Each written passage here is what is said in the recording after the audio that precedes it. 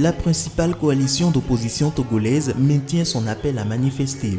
Composée de 14 partis, elle a décidé de boycotter les discussions qui se déroulent à huis clos à la primature, des consultations entamées par le gouvernement avec différents partis politiques en vue de la tenue d'un dialogue réclamé par la communauté internationale dont la date n'a toujours pas été fixée. Ce mercredi, comme quasiment chaque semaine, des milliers de personnes ont à nouveau défilé dans les rues de Lomé. Les choses ne marchent pas dans le pays. Et effectivement, on veut que notre président n'a qu'à partir. On ne veut pas le président fort encore. Parce que, depuis quand il est venu, on n'a rien vu dans le pays, ça ne change pas. Ce n'est pas une joie pour nous, à chaque jour, de marcher. C'est l'image du Togo qui est salie. Alors, nous vous en supplions, nos dirigeants. Son Excellence, ton papa, le feu Gnassingbé Adema, quand le problème intervient, c'est lui. Il parle, il fait toujours un discours au peuple. Mais vous avez refusé. C'est toujours des intermédiaires, les ministres partout.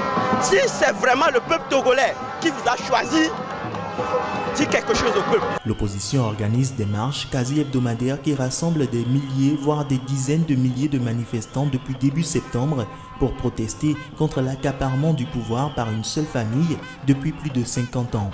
Elle reproche notamment au gouvernement de vouloir être juge et parti en organisant des rencontres alors que plusieurs médiations internationales sont parallèlement en cours, notamment via les présidents ghanéens Nana Akufo-Addo et guinéen Alpha Condé.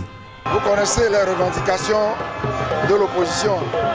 C'est le retour à la Constitution de 92 et puis le départ du chef de l'État. À votre avis, est-ce que ces exigences de l'opposition sont satisfaites? Non. Donc l'opposition continue de manifester pour obtenir la satisfaction de ces revendications.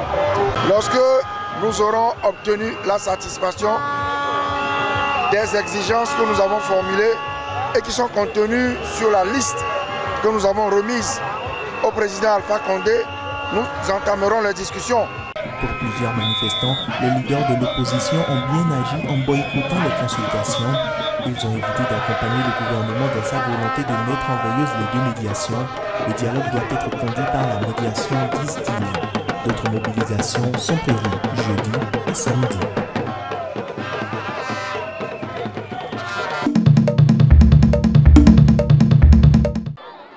Quelques 100 000 personnes déplacées par les violences du groupe djihadiste nigérian Boko Haram ont commencé mercredi à recevoir des papiers d'identité officiels afin de les aider à retrouver une existence normale dans le nord-est du pays.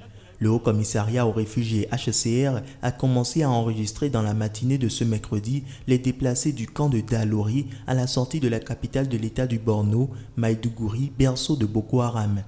This project for identification of IDPs is part of a wider program. Ce projet d'identification des personnes déplacées fait partie d'un programme plus large d'identification au Nigeria. La raison pour laquelle nous avons commencé avec les réfugiés, c'est qu'ils ont des problèmes pour se déplacer.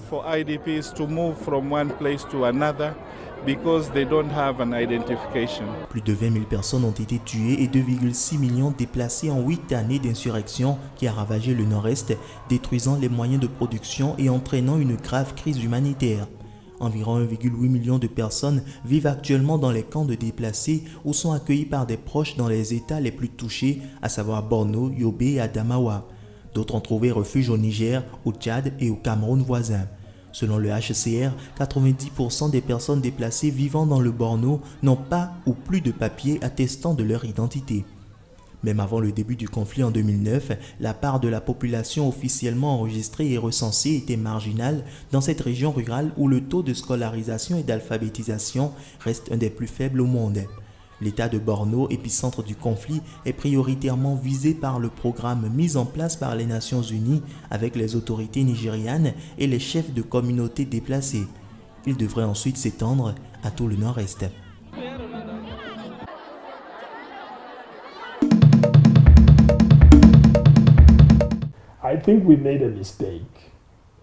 Je pense que nous avons fait une erreur. Nous pensions que les membres de l'ANC étaient des anges, qu'ils étaient extraordinaires, qu'ils faisaient des sacrifices. Ils étaient prêts à mourir. Même quand certaines personnes voulaient nous acheter avec de l'argent, ça ne marchait pas pendant la lutte contre l'apartheid. Mais aujourd'hui, les gens sont achetés. Ils se vendent. Ils utilisent les pouvoirs de l'État pour leurs intérêts personnels et ceux de leur famille. to benefit themselves and families, the nation as a whole. La nation entière désapprouve ce qui se passe. Si vous aviez une élection demain avec ces personnes sur les listes électorales, la nation voterait contre eux. On l'a bien vu lors des élections locales. Je ne m'inquiète pas pour le peuple d'Afrique du Sud, je ne m'inquiète pas pour les membres de l'ANC, je m'inquiète plutôt pour les délégués qui risquent de se faire intercepter en chemin pour la conférence. Interception of delegates as they go to the conference.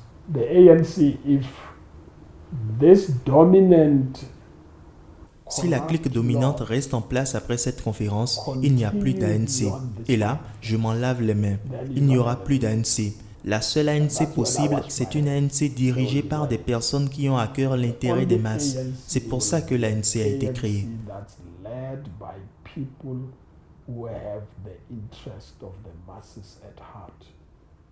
That's what the ANC was formed for.